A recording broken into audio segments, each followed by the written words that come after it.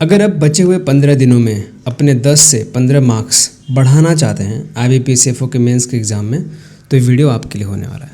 Might भी आपको लग सकता है कि एक क्लिकबेट वीडियो है, ऐसा कुछ होता नहीं, ऐसा कुछ पॉसिबल नहीं है कि इतने कम टाइम में अच्छे मार्क्स बढ़ा सकते हैं। तो देखो, मैंने बहुत सारे टॉपर्स के इंटरव्यू लिए हैं, उसकी बेसिस पे वीडियो को बना रहा हूँ। तो ये वीडियो आपका टोटली होने वाला है कैसे आप PYQs का हेल्प लेकर अपने 10 से 15 मार्क्स बढ़ा सकते हैं, जो भी आपके अभी के टाइम पे स्कोर आ रहे होंगे मॉक टेस्ट में या टेस्ट सीरीज़ में। तो स्वागत है आप सभी का एक नए वीडियो में। तो जो लोग नए हैं तो प्लीज़ चैनल को सब्सक्राइब कर लीजिए और वीडियो को लाइक ज़रूर कर दीजिए। वीडियो स्टार्ट करते हैं। तो आपको पता होगा कि IBPS मेंस का पेपर रिवील करता नहीं है और ना तो एग्जैक्ट लैंग्वेज पता होता है बच्चों को कि कैसा क्वेश्चन आया था। हम मेमोरी बेस्ड क्वेश्चंस कलेक्ट करते हैं हर एक बच्चों से वेरीफाई करके कि हाँ ये वर्ड थे, ये कीवर्ड थे, हमने इसके अकॉर्डिंग पेपर निकाला है। तो उसके बेसिस पे हमारे पास पेपर है, ना तो एग्जैक्ट पेपर है, ना तो एग्जैक्ट सिलेबस है। ठीक है, तो इसके अकॉर्डिंग हम निकालते हैं कि भाई ये टॉपिक्स इंपॉर्टेंट है, ये नहीं है। तो बचे हुए 4-5 सालों के पेपर हमने एनालिसिस किए हैं, उसके बेसिस आपको बताऊंगा कि 2025 में क्या इंपॉर्टेंस उसका हो सकता है, कैसे आप अपने बचे हुए 2 वीक का प्लान कर सकते हैं और कौन कौन से वन लाइनर है जहाँ से आपको क्वेश्चंस मिलते हैं। ठीक है, उसके पहले जो बच्चे क्वालिफाई कर चुके हैं, आप लोग मेंस देने जा रहे हैं, तो आपके पास अच्छे खासे एनफ क्वेश्चंस होने चाहिए प्रैक्टिस करने के लिए। ठीक है, प्रैक्टिस का गेम बचा हुआ है, जितना अच्छा प्रैक्टिस करेंगे उतना अच्छा आप परफॉर्मेंस करके आएंगे मेंस में। तो अगर आप टेस्ट सीरीज वगैरह ज्वाइन नहीं किए तो प्लीज़ अगर करिए, हमने प्राइस भी आज के लिए ड्रॉप कर दिया है, आप जगह चेकआउट कर सकते हैं। अब देखो, PYQs या तो डायरेक्ट क्वेश्चन फंसाने की ताकत रखता है या फिर आपके इंपॉर्टेंट टॉपिक बताता है, इंपॉर्टेंट एरिया बताता है कि यहाँ से क्वेश्चन आए हैं तो इसके इर्द गिर्द एरिया से आपसे कवर करना पड़ेगा। यही आपका मेन सिलेबस बन जाता है। ठीक है, डायरेक्ट फ्रॉम PYQs यानी कि अगर आपके 2020 में कोई क्वेश्चन आया है इरोजन से, तो मे बी आपके इरोजन से क्वेश्चन आपका फंस जाए 2025 के एग्ज़ाम में आके। सिर्फ और सिर्फ एफओ की बात नहीं हो रही है, नाबार्ड के जो एग्ज़ाम होता है, नाबार्ड में भी कुछ क्वेश्चंस आए हैं डायरेक्टली फंसे हैं एफओ में। तो ऐसे कुछ मेजर एग्ज़ाम्स हैं जिनके PYQs के क्वेश्चन आपके एग्ज़ाम में फंसने के चांसेस बढ़ जाते हैं, जो मेजर टॉपिक्स है वहाँ से। ठीक है, या फिर आपको इंपॉर्टेंट एरिया पता चल जाता है। अब देखो, सबसे पहले मैं आपका ये गवर्नमेंट स्कीम और करंट अफेयर मामला क्लियर कर देता हूँ। अब हमने जो देखा 2024 में 5 क्वेश्चन आए थे। MSP से क्वेश्चन था, PSL से था, KCC से था, डेयरी का जो ग्राउथ वैल्यू एडिशन पूछा था और प्रधानमंत्री फसल बीमा योजना। PM क्वेश्चन उसके पहले आया था, 2023-22 में आया था। लेकिन ये 4 मेजर स्कीम से क्वेश्चन आपके 2024 के मेंस के पेपर में बने थे। ठीक है, तो सबसे पहला काम करना है, इनको निपटाना है अपने तरफ से। कोई भी आपके रिसोर्सेज हैं, जो मैंने PDF दिया उससे कर लो या फिर यूट्यूब पे जो वीडियो पढ़ा उससे कर लो, लेकिन सबसे पहले इनको करना है। क्वेश्चन अगर एग्ज़ाम में फंसाता है थोड़ा सा, लास्ट ईयर क्वेश्चन ऐसे आए थे जो सिर्फ डेट याद कर रहे हैं या फिर आप सिर्फ मिनिस्ट्री याद कर रहे हैं या फिर आप फंडिंग पैटर्न याद कर रहे हैं, तब से नहीं होगा। थोड़ा सा जो अपडेट हुए हैं, थोड़ा सा आपको डीप में क्वेश्चन फंसे थे, तो उसके अकॉर्डिंग आपको तैयारी करनी पड़ेगी। अगर आप स्कीम्स कोई भी उठा रहे हैं तो उसके बारे में सारी जानकारी आपको होनी चाहिए। अगर कोई रिसोर्सेज नहीं मिल रहा है, डायरेक्टली वेबसाइट पे जाओ, वहाँ पे जाके अलग अलग चीज़ें आप पढ़ सकते हैं। ठीक है, तो लास्ट यहाँ से क्वेश्चन फंसे तो मे बी इस साल क्वेश्चन देखने को ना मिले, लेकिन कुछ अपडेट हुए हैं KCC में और PMABY के जो काफ़ी पॉपुलर स्कीम है फार्मर्स के लिए। क्वेश्चन वहाँ से आपको अधिकतर देखने नहीं मिलते हैं। 2020 में भी क्वेश्चन आया था, 2022 में भी क्वेश्चन आया था, 2024 में भी क्वेश्चन यहाँ से फंसा है। ठीक है, तो पहले इनको कवर करना है। उसके अलावा जो इम्पोर्टेंट स्कीम्स हैं आपकी MG नरेगा, बजट आपको करना है, जो एग्रीकल्चर वाला पार्ट है वो वाला। ठीक है, 4 की इंजन्स इस बार निकाले गए थे बजट में, उसको जरूर से कवर कर लेना, उनके नाम याद कर लेना एटलीस्ट। डे एनालिम स्किल हमने कवर करा दिया है, स्कीम वो कर लेना। ठीक है, फॉरेस्ट रिपोर्ट बहुत ही इंपॉर्टेंट है। अभी के टाइम पे आप देखेंगे तो अभी कल ही न्यूज़ में आया था कि इंडिया 9th नंबर पे आ चुका है globally overall forest cover area में। ठीक है, तो वो याद रखना, 10th नंबर था पहले, अभी वो 9th पे आ चुका है। उसके अलावा फिशरीज़ के करंट अफेयर, क्या क्या करंट डाटा चल रहा है, तो मैंने फर्स्ट जो वीडियो बनाया था उसमें fisheries, egg, meat production, milk production और फॉरेस्ट रिपोर्ट भी कवर करा दिया था। वो जाके ज़रूर देख लेना, मैं डिस्क्रिप्शन में उसका लिंक दे दूँगा। और PM किसान काफ़ी पॉपुलर स्कीम है, RKVY, PKVY, soil health card, agriculture infrastructure fund, ये सारे स्कीम हमने कवर करा दिए हैं, आप जाके ज़रूर देख लेना। जल जीवन मिशन, MSME से कुछ अपडेट होगा तो वहाँ से कर लेना। और AC/ABC ये स्कीम अभी शायद न्यूज़ में थी, इम्प्लीमेंटिंग एजेंसी नाबार्ड है इसका, तो एग्री एक्सटेंशन में काम कर रही है सेल्फ एम्प्लॉयमेंट में, और 2002 में ये लॉन्च हुआ था। तो इसके बारे में थोड़ा सा आप देख सकते हैं, PDF मैंने ग्रुप में इसके बारे में दे दिया था। और नाबार्ड का रिपोर्ट पढ़ने मत जाना, उतनी लेंदी चीज़ें नहीं आएंगी वहाँ से। तो यहाँ से चीज़ आपको क्लियर हो गई, आगे बढ़ते हैं। अब देखो, जिनको लग रहा है कि मैंने बस प्रीलिम्स दिया था और मेरा तुक्का से क्लियर हो गया, मैंने कुछ भी नहीं पढ़ा मेंस, तो कुछ इंपॉर्टेंट एरिया हैं PYQs से आप एनालिसिस कर सकते हैं, कहाँ से पढ़ना है, कौन से एरिया फोकस करना है, बाकी चीज़ छोड़ देनी है, ठीक है। मेजर आपको बताऊंगा, मानर आप समझ सकते हैं। जैसे कुछ टॉपिक्स आप समझ यहाँ पे देखिए, जैसे आप राइस मैंने सर्च किया तो राइस 2023 में क्वेश्चन आया था इंटीग्रेटेड पेस्ट मैनेजमेंट के ऊपर। 2023 में क्वेश्चन और आपका आया था हर्बिसाइड के ऊपर, राइस एंड मेज के ऊपर क्वेश्चन था। सेम अगर आप देखें 2024 में क्वेश्चन आया राइस के अरोमा के ऊपर और राइस की वेराइटी के ऊपर। तो कुछ ऐसे क्रॉप हैं, एग्रोनॉमी आप पढ़ रहे हैं, एग्रोमेट्रोलॉजी हो गया, cropping system, seed, soil and tillage, water management वाला पार्ट, इरोजन वाला पार्ट। उसके अलावा आप देखेंगे जो मेजर क्रॉप है वहाँ से 100% हर साल क्वेश्चन पूछे जा रहे हैं। मेजर आपका राइस पे क्वेश्चन बन रहा है एवरी ईयर, 23 में बना था, 22 में बना था, 24 में 3-4 क्वेश्चन आए थे राइस से 2024 में। तो पिछले कुछ सालों से आप लगातार देखेंगे तो क्वेश्चन जो मेजर क्रॉप से वहाँ से बने ही बने हैं। इसके अलावा लास्ट ईयर आया था मस्टर्ड से क्वेश्चन, ठीक है, यानी कि आपका ऑयल सीड क्रॉप हो गया, जिसमें आपका commercial crop sugar cane cotton से क्वेश्चन आपको आने हैं, और आपके पल्सेस क्रॉप जो भी हैं, ठीक है, वहाँ से कभी कभार क्वेश्चन आता है। लेकिन ये जो मेजर क्रॉप्स हैं वहाँ से क्वेश्चन आपके 100% बन जा रहे हैं। क्रॉप ग्रो करने के लिए सबसे प्राइमरी चीज़ है आपका सॉइल, बिना मिट्टी क्रॉप ग्रो होगा नहीं का, मेजर क्रॉप जो हैं। तो जितने मेजर क्रॉप हैं उनको चाहिए सॉइल ग्रो करने के लिए और पानी, ठीक है। तो इनसे रिलेटेड जितने भी टर्म्स हैं आपके, आप याद कर लीजिए, soil water, soil erosion, soil efficiency. तो किसी भी क्रॉप को ग्रो करने के लिए सीड स्टेज से लेकर उसके हार्वेस्टिंग तक जो भी इंपॉर्टेंट चीज़ें रहती हैं, ये याद में रखो। उसमें कौन से पेस्ट लग रहे हैं, कौन से डिजीज़ लग रहे हैं, भाई साहब क्वेश्चन तो वहाँ से 100% आने ही आने हैं, ठीक है। तो इस तरीके से आप मेजर क्रॉप आइडेंटिफाई कर सकते हैं और अपना वहाँ पे स्कोरिंग सर्वे बना सकते हैं सिर्फ उसी एरिया में पढ़ के। सॉइल में देखते हैं तो आपका न्यूट्रिएंट डेफिशिएंसी सिम्टम से हर साल क्वेश्चन बने हुए हैं। एक छोटा सा टॉपिक है बस 2-4 पेज का, उस वहाँ से हर साल क्वेश्चन आते हैं और ईजी क्वेश्चन आते हैं, बहुत इंपॉर्टेंट है। डेफिशिएंसी इन प्लांट याद करना ही है आपके जितने मेजर क्रॉप है। Deficiency symptoms in fruit crops, जो इंपॉर्टेंट हॉर्टिकल्चर पोमोलॉजी में क्रॉप्स आते हैं उसके करने पड़ेंगे। डिसऑर्डर, किसकी कमी से ये डिसऑर्डर हो रहा है फ्रूट क्रॉप में, वो आपको पढ़ना पड़ेगा।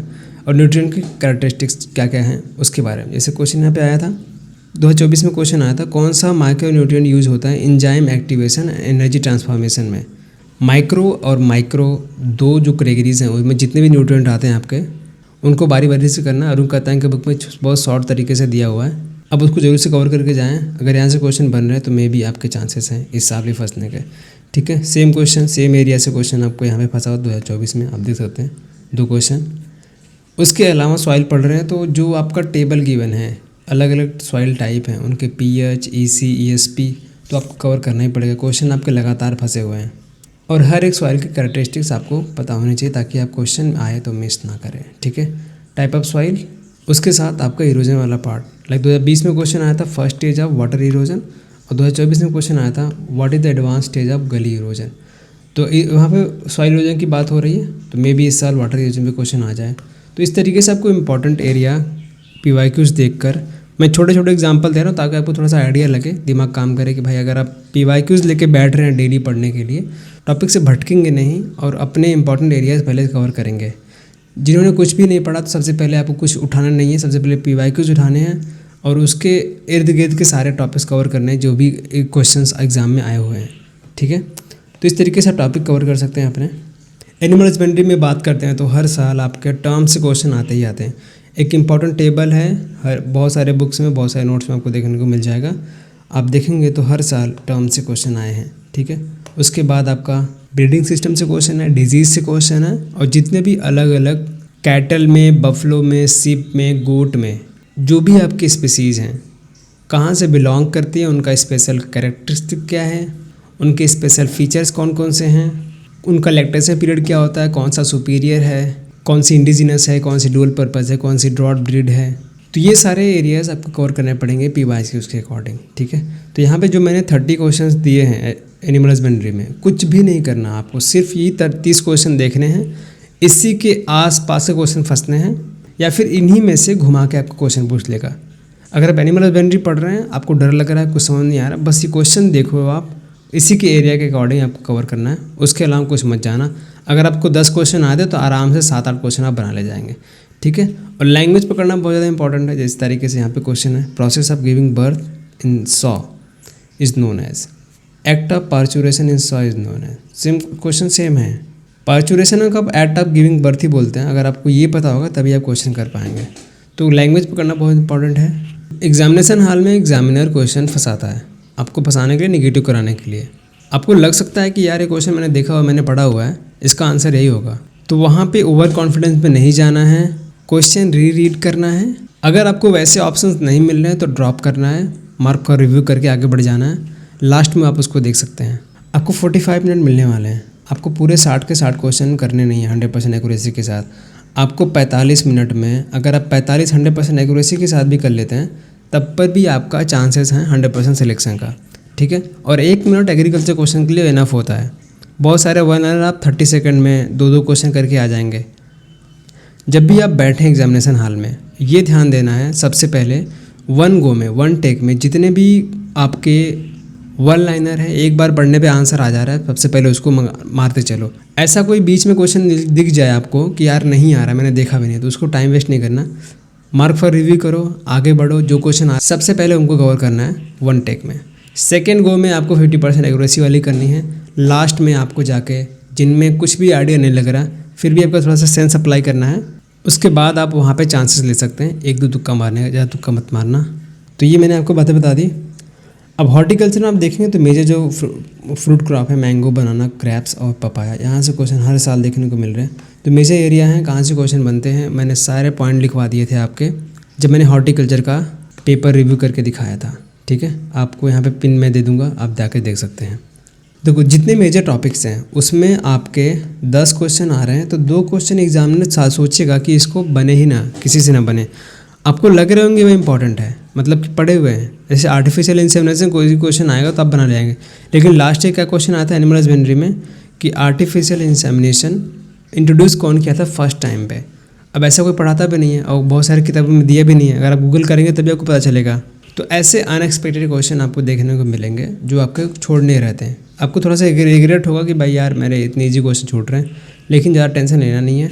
जो क्वेश्चन आ रहे हैं उसको करिए अच्छे से, एक्यूरेसी बना के रखें अपनी, ठीक है। तो हॉर्टिकल्चर में ज़्यादा डिस्कस करेंगे नहीं, आप जाके देख सकते हैं वहाँ पे। तो अगर आप एग्रोनॉमी पढ़ रहे हैं कैसे कवर करना है, लाइक अभी तो टाइम कम है, जो बच्चे आगे देंगे एग्ज़ाम, ऐसे आप एग्रोनॉमी कवर कर रहे हैं। RS मीना की बुक हो या फिर अरुण कातनान की बुक आप उठा लिए। जो आपकी पूसा जयकिशन वैरायटी आई थी, बहुत सारे बुक में नहीं दिया था, लेकिन अरुण कातनान ने फंसा था डायरेक्टली पूसा जयकिशन, जो मस्टर्ड की वैरायटी है।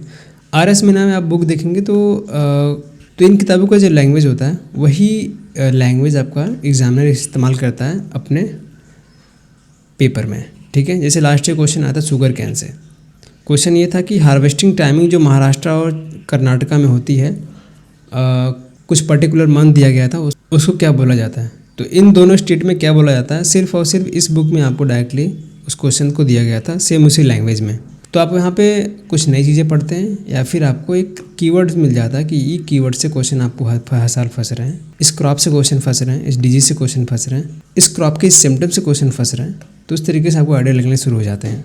जो लोग फर्स्ट टाइम अपेयर करने जा रहे हैं, आपके पास टाइम कम था, आपको फियर हो रहा है, तो मैं यही बोलूँगा पेपर अपने पास रखिए, उसके अकॉर्डिंग ही पढ़ाई कीजिए। अगर आप उतना ही कवर कर लेते हैं जितना पेपर में आया हुआ उसके इर्द गिर्द, आपका एनफ रिवीजन हो जाएगा।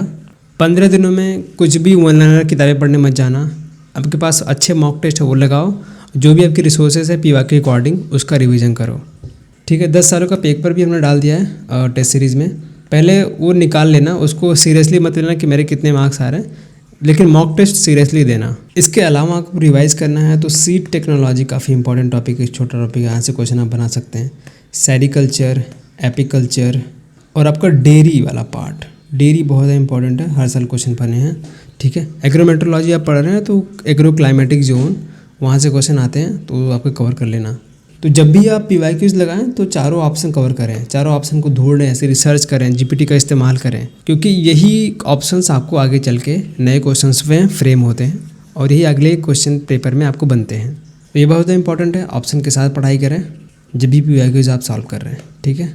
सो ये था कुछ जानकारी, ये था वीडियो इस टॉपिक के ऊपर। आई होप आपको पसंद आया होगा। अगर आपको थोड़ा बहुत हेल्पफुल लगा हो तो वीडियो को आप लाइक कर दीजिए और टेलीग्राम पे जुड़ जाइए, आपको डिस्क्रिप्शन में लिंक मिल जाएगा। So thanks for watching. मिलेंगे नेक्स्ट टाइम, तक के लिए धन्यवाद and all the best for your mains exam.